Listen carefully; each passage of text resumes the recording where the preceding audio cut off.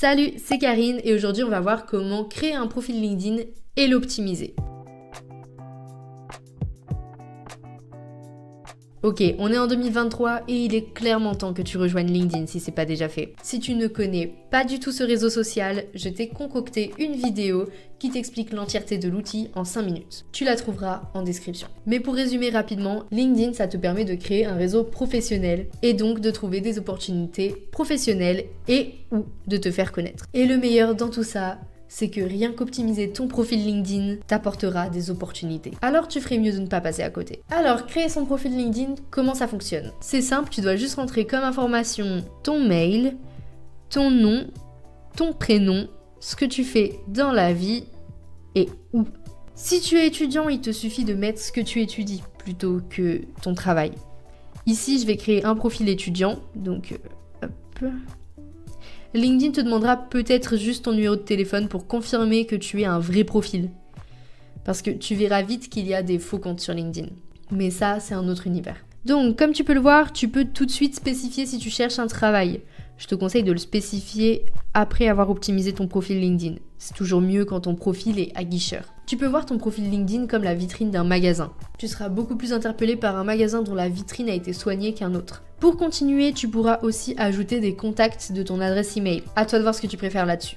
Je te conseille tout de même d'ajouter tout ton entourage. Plus ton profil aura de relations, plus tu pourras avoir de profil LinkedIn. Mais tu auras encore plus de chances d'avoir une personne en commun avec quelqu'un qui t'intéresse. Que ça soit un client potentiel ou un recruteur. Et il y a cet effet naturel de confiance qui se crée quand on a une personne en commun qu'on connaît, donc fonce. D'ailleurs, LinkedIn l'a bien compris vu qu'il te propose d'ajouter des personnes qui travaillent ou étudient au même endroit que toi. Ok, une fois les premières invitations envoyées, il est temps de se focaliser sur ton profil. Sur LinkedIn, tu peux mettre une photo de profil et une bannière pour te représenter visuellement, mais aussi un titre pour présenter ce que tu fais dans la vie. Ces éléments sont super importants parce que c'est la première chose que les visiteurs de ton profil verront de toi. Donc je te conseille de vraiment réfléchir à ce que tu souhaites mettre en avant. Au niveau de la photo de profil, je te conseille de mettre le paquet. Ta photo doit être professionnelle, mais essaye de la rendre unique. Je te conseille d'utiliser une photo récente de toi de qualité, quitte à payer un photographe, et d'être seul sur la photo. Ce serait cool aussi qu'on voit au moins la moitié de ton buste, d'ajouter de la couleur et ou du dynamisme, et de garder un fond uni ou bien que le décor en arrière-plan fasse pro. Si tu n'aimes pas ta tête, tu peux aussi te créer un avatar. Tu peux le faire avec les Memoji d'Apple ou bien encore avec les Bitmoji carrément depuis Canva. D'ailleurs, la photo fera 400 par 400 pixels. Et avec Canva, tu auras immédiatement cette mesure de fait en choisissant le format correspondant. Donc, conseil de pro, tu devrais utiliser Canva pour faire ta photo de profil. Mais aussi PFP Maker. Tu peux prendre une photo de toi, choisir un fond sur PFP Maker et le personnaliser.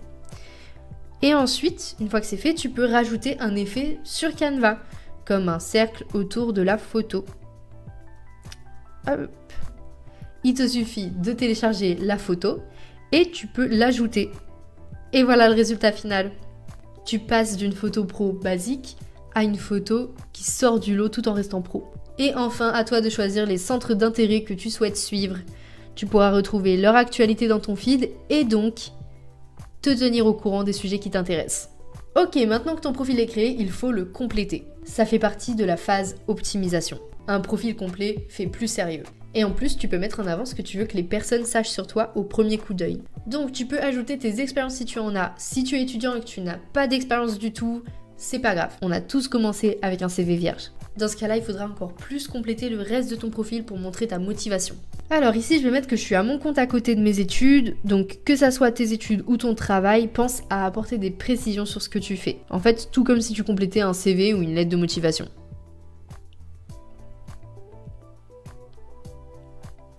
Ok, passons aux compétences. Ne lésine pas dessus, toutes les compétences sont bonnes, encore une fois, encore plus si tu es étudiant. Quand quelqu'un fait une recherche LinkedIn, les compétences sont prises en compte. Donc par exemple, si tu t'y connais en organisation ou en anglais, pense à les afficher dans tes compétences. Car si quelqu'un cherche le mot-clé organisation, par exemple, ton profil peut apparaître.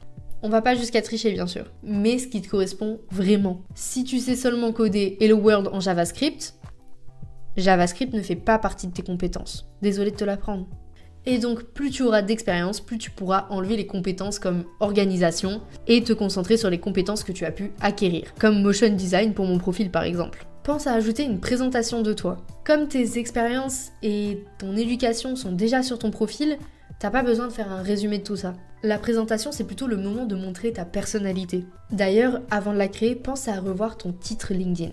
J'ai fait une vidéo qui explique l'importance des emojis LinkedIn. D'ailleurs, je te laisse le lien en description si ça t'intéresse. Mais donc, disons que les emojis apportent de la visibilité à ton profil LinkedIn. Donc rien que si tu es étudiant, tu peux ajouter de la couleur, par exemple avec un emoji livre. Ici, comme j'ai dit que j'étais freelance en motion design, je vais ajouter un emoji qui fait artistique.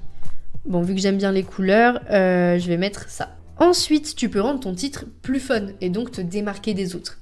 Autant faire une phrase plus parlante pour les personnes qui ne savent pas ce qu'est un motion designer. Et donc peut-être m'attirer des clients potentiels qui ne savent pas qui me cherchent. Voilà, donc n'hésite pas à utiliser ce genre de phrase drôle. Et à faire pareil du coup pour ton résumé. Ok, et enfin, il faut ajouter une bannière LinkedIn. Pauline, notre UX designeuse, a fait un webinaire pour expliquer en détail comment créer une bannière super cool. Je te laisse le lien en description si tu veux savoir comment faire pas à pas. Ici, je me permets de directement ajouter une bannière que j'ai pris le temps de faire. La bannière permet de résumer rapidement ce que tu souhaites que le visiteur sache de toi en moins de 5 secondes.